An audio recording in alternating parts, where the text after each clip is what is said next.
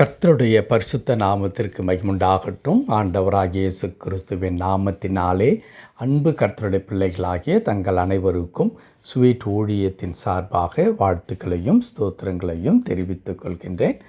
ஆபகுக் தீர்க்கதரிசியின் புத்தகம் 3ஆம் அதிகாரம் 18வது வசனம். ஆபகுக் 3ஆம் அதிகாரம் வசனம் 18. நான் கர்த்தருக்குள் மகிழ்ச்சியாயிருப்பேன், என் இரட்சிப்பின் தேவனுக்குள் களி கூறுவேன். நான் கர்த்தருக்குள் மகிழ்ச்சியாயிருப்பேன், என் இரட்சிப்பின் தேவனுக்குள் களி கூறுவேன். என் அன்பு கடவுளுடைய பிள்ளைகளே, இந்த உலகத்தில் இருக்கிற ஒவ்வொரு மனிதர்களும் விரும்புவது என்ன? ஒரு மகிழ்ச்சியான ஒரு வாழ்க்கை எனக்கு வேண்டும். இந்த உலகத்தில் வாழும் காலம் வரையிலும் நான் சந்தோஷமாக இருக்க வேண்டும் என்பதை ஒவ்வொரு மனிதர்களும் எதிர்பார்க்கின்றார்கள். அதற்கான முயற்சிகளை, சூழல்களை தங்களுடைய பலத்திற்கு தக்கதாக, ஒருவேளை பலன் என்று இங்கே நான் குறிப்பிடுவது அது பொருளாதார பலன், மற்ற காரியங்கள், அவர்களுக்கு இருக்கிறதான வாய்ப்புகள், வசதிகள், இவைகளை பயன்படுத்தி ஒரு மகிழ்ச்சியான சூழ்நிலையை தங்களுக்கு அமைத்து கொள்ளுகிறதை நாம் வழக்கமாக பார்க்கின்றோம். ஒருவேளை இன்றைக்கு ஒரு வசதி படைத்தவர் என்று வைத்து கொள்ளுங்களேன். அவர்கள் என்ன செய்வார்? விலை உயர்ந்த ஒரு வாகனத்தை தனக்கென்று சொந்தமாக்கி கொள்ளுதல், அல்லது ரொம்ப அழகான ஒரு வீட்டை கட்டுதல், இன்று இப்படி பல காரியங்களை எதெல்லாம் அவர்களுக்கு மகிழ்ச்சியை கொடுக்குமோ அவற்றையெல்லாம் தங்களுக்கென்று உருவாக்கி கொள்ளுகிறதை நாம் பார்க்கின்றோம். இதில் எந்த விதமான தவறு இல்லவே இல்லை. காரணம் என்ன? இந்த உலகத்தில் நாம் அனைவரும் சந்தோஷமாக மகிழ்ச்சியாக வாழ வேண்டும் என்பதுதான் நம்முடைய விருப்பமாக இருக்கின்றது. அன்பு கடவுளுடைய பிள்ளைகளே, இங்கேயும் தீர்க்கதரிசி சொல்லுகின்றார், நான் கர்த்தருக்குள் மகிழ்ச்சியாயிருப்பேன் என்று குறிப்பிடுகின்றார். நான் சந்தோஷமாக இருக்க போகின்றேன், நான் மகிழ்ச்சியோடு கூட இருக்க போகிறேன். ஆனால் நான் எப்படி மகிழ்ச்சியாக இருக்க போகிறேன் என்றால், நான் ஆராதிக்கின்ற என் கடவுள் என்னை ரட்சித்திருக்கின்றாரே, தன்னுடைய ஜீவனை கொடுத்து என்னை தனக்கு சொந்தமாக்கி என்னிலிருந்ததான எல்லா பாவங்களையும் கழுவி நீதிமான் என்கிறதான அந்தஸ்தை கொடுத்து, தம்முடைய பிள்ளை என்கிறதான அந்த பாக்கியத்தை கொடுத்து, பரலோகத்தின் வாரிசாக சொந்தக்காரராக என்னை மாற்றி இருக்கின்றாரே, அந்த ரட்சிப்பின் தேவனுக்குள் நான் களி கூறுவேன் என்று குறிப்பிடுகின்றார். அன்பு கடவுளுடைய பிள்ளைகளே, மகிழ்ச்சியாய் வாழ்வதற்கு ஒரு சில மனிதர்கள் தங்களுக்கென்று சூழ்நிலையை உருவாக்கி கொள்ளுகிறார்களே, அந்த மகிழ்ச்சியை இவர் நாடாததற்கு காரணம் என்ன? அல்லது அந்த மகிழ்ச்சிக்கும் இவர் சொல்லுகிறதான கர்த்தருக்குள் நான் மகிழ்ந்திருப்பேன் என்று குறிப்பிடுகிறாரே, இவற்றுக்குமான வித்தியாசம் என்ன என்பதை நாம் சிந்திக்க வேண்டும். அப்பொழுதுதான் இந்த மனிதர் அல்லது இந்த தீர்க்கதரிசி ஏன் இப்படிப்பட்ட வார்த்தை குறிப்பிடுகின்றார் என்று நாம் பார்க்க முடியும். அன்பு கடவுளுடைய பிள்ளைகளே, நான் வசதி வாய்ப்பு நிறைந்த மக்கள் தங்களுக்கான மகிழ்ச்சியான சூழலை அவர்கள் உருவாக்கி கொள்ளுகிறார்கள் என்று சொன்னேன் அல்லவா? அந்த உருவாக்கி கொள்ளும் பொழுது அவற்றின் மூலமாக வருகின்ற ஒரு மகிழ்ச்சி, சந்தோஷம், ஆனந்தம் என்பது எப்பொழுதுமே தற்காலிகமான ஒன்றாக இருக்கும். ஒரு விலை உயர்ந்த ஒரு வாகனத்தை நாம் வாங்குகிறோம், இந்த ஆண்டு வாங்குகிறோம் என்று வைத்து கொள்ளுங்கள். ஒரு 2 ஆண்டு கழித்த பிறகு அதே நிறுவனம் என்ன செய்யும்? வேறொரு வாகனத்தை அதைவிட சிறப்பாக, அதைவிட நிறைய வசதிகள் நிறைந்ததான ஒரு வாகனத்தை உருவாக்கும்.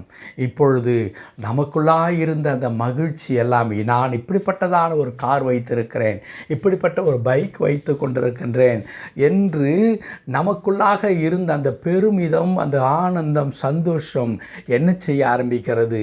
இப்பொழுது அப்படியே தேய்ந்து போய் அதை குறித்ததான சந்தோஷம் இல்லாமல் போய், ஏன்?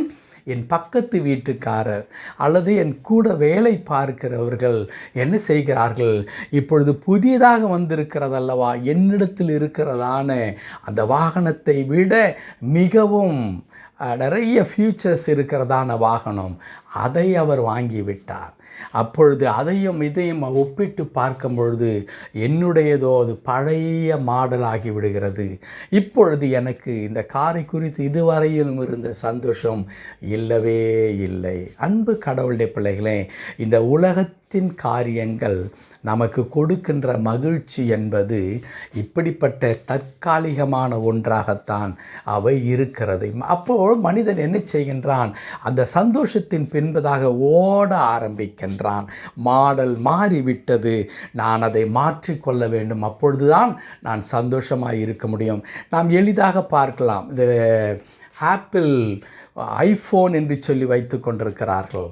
ஒவ்வொரு செய்தியிலும் நாம் அதை பார்க்க முடியும். ஒவ்வொரு ஆண்டும் அவர்கள் வெவ்வேறு ஒரு மாடல் அதை மாற்றி வெளியிடும் பொழுது அங்கே என்ன செய்கிறார்கள்? பல மணி நேரம் காத்திருந்து அதை மாற்றும் பொழுது, அது வெளிவரும் பொழுது, ஒரு புதிய மாடல் வெளியே வரும் பொழுதே ஓடிப்போய் அதை வாங்கி அதை பெருமையாய் காண்பிக்கிறார்கள். இதோ நான் இதை வாங்கி விட்டேன் என்று சொல்லி.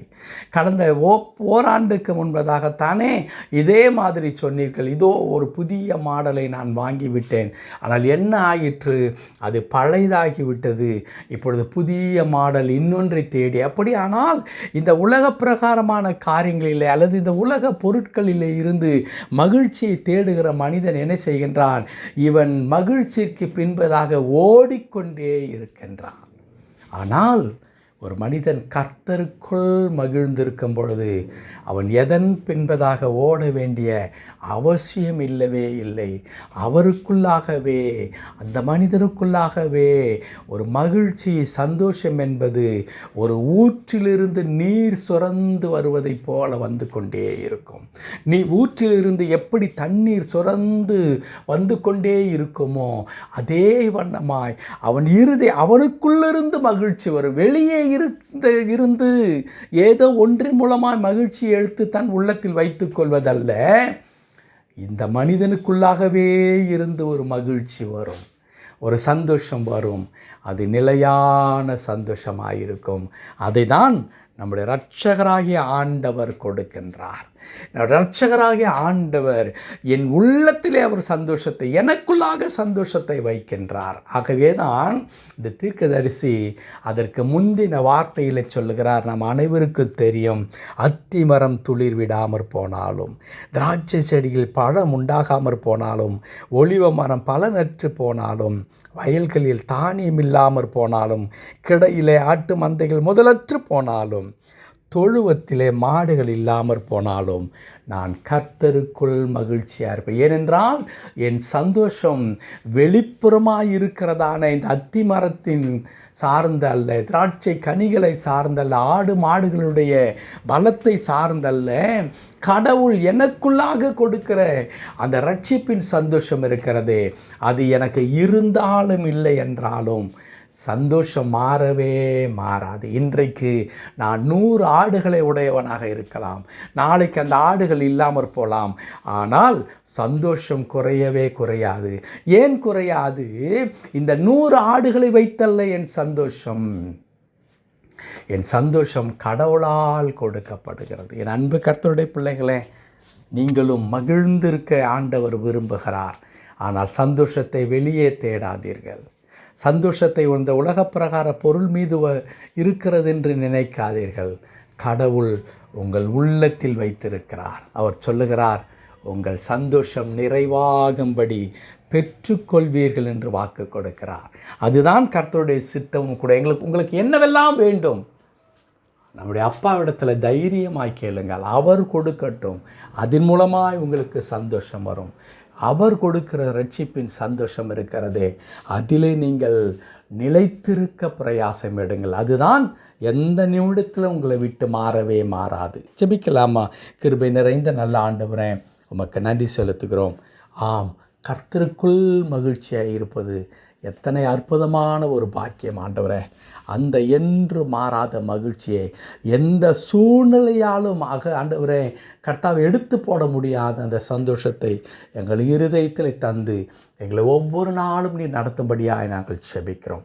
பல விதமான கண்ணீரோடு கூட இருக்கிற அன்பு கடவுளுடைய பிள்ளைகள் உள்ளத்தில் நீர் அந்த சந்தோஷத்தை கொடுத்து, மகிழ்ச்சியை கொடுத்து, உமது பிள்ளைகள் கர்த்தாவே கண்ணீருக்கு காரணமாக இருக்கக்கூடிய எல்லா துக்கங்களையும் நீர் மாற்றி போடும்படி ஆட்சேபிக்கிறேன், தாழ்த்தி அர்ப்பணிக்கிறேன். என் ஆண்டவர் தொடர்ந்து பொறுப்படுத்திக் கொள்ளும். மீட்பர் நாமத்தில் பிதாவே, ஆமென், ஆமென்.